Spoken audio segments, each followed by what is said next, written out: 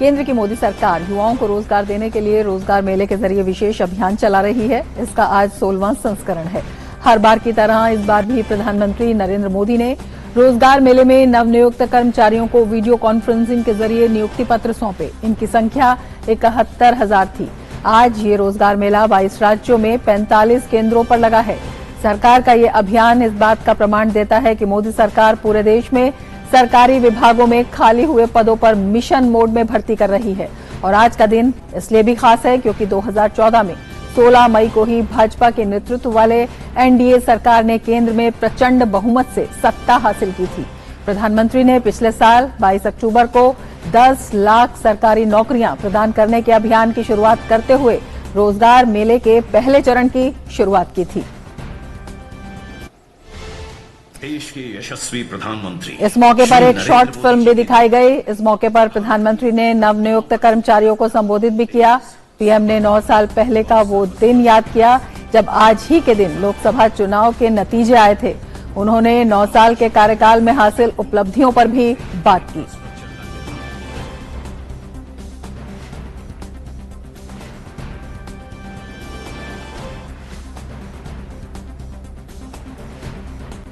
लगातार बड़े पैमाने पर उद्यमिता, रोजगार और स्वरोजगार के अवसरों का सृजन हुआ है।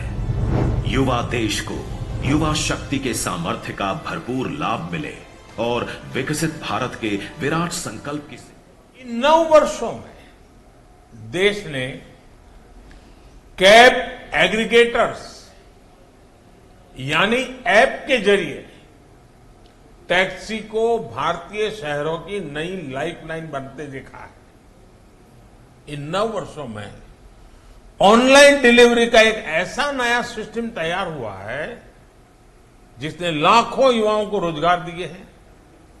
इन 9 वर्षों में ड्रोन सेक्टर में नया उछाल आया है। फर्टिलाइजर के छिड़काव से लेकर दवाइयों की सप्लाई तक में ड्रोन का इस्तेमाल बढ़ रहा है। इन 9 वर्षों में सिटी गैस डिस्ट्रीब्यूशन सिस्टम 60 शहरों से आगे बढ़कर 600 से भी ज्यादा शहरों में पहुंच गया है।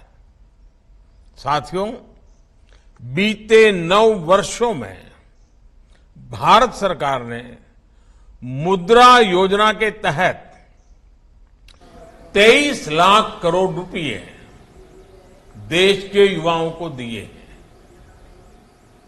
अपनी सरकार में नेचर ऑफ जॉब के बदलाव पर भी पीएम ने कई अहम बातें कही। उन्होंने बताया कि किस तरह बदलती हुई परिस्थितियों में युवाओं के लिए नए सेक्टर्स उभर कर आए हैं।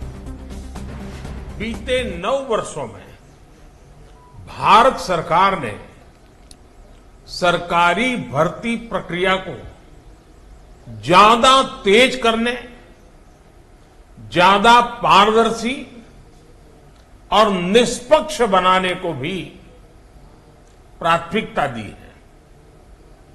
पहले स्टाफ सिलेक्शन बोर्ड भर्ती प्रक्रिया को पूरा करने में करीब 15 से 18 महीने का वक्त लेता था, यानी करीब 1.5 साल। आज ये प्रक्रिया 6 से 8 महीने में पूरी हो जाती है। पीएम ने कहा कि पीएलआई स्कीम के तहत केंद्र सरकार मैन्युफैक्चरिंग के लिए करीब 2 लाख करोड़ रुपए की मदद दे रही है। ये राशि भारत को दुनिया का मैन्युफैक्चरिंग हब बनाने के साथ ही लाखों युवाओं को रोजगार में भी सहायता करेगी।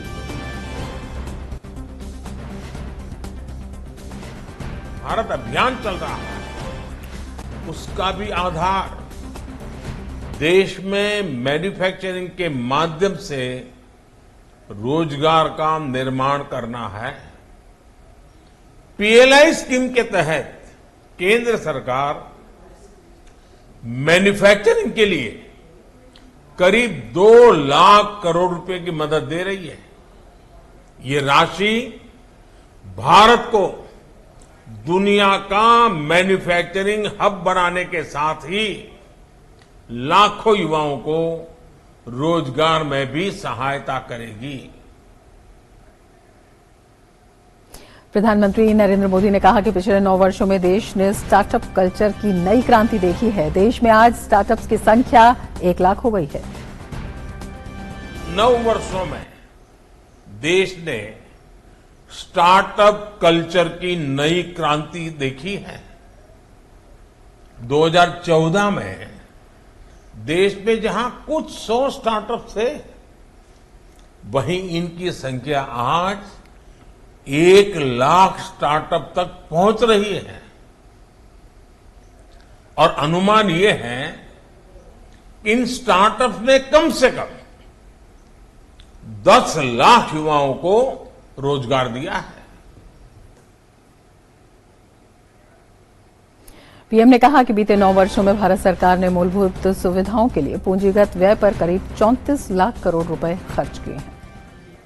साथियों, बीते 9 वर्षों में भारत सरकार ने कैपिटल एक्सपेंडिचर पर करीब 34 लाख करोड़ रुपए खर्च किए हैं मूलभूत सुविधाओं के लिए।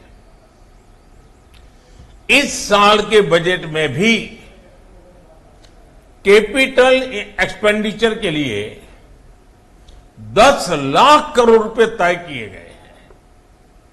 इस राशि से देश में नए हाईवे बने हैं, नए एयरपोर्ट, नए रेल रूट, नए पुल,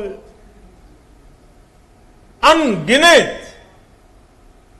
ऐसे आधुनिक इंफ्रास्ट्रक्चर के निर्माण से भी देश में लाखों नए रोजगार बने हैं।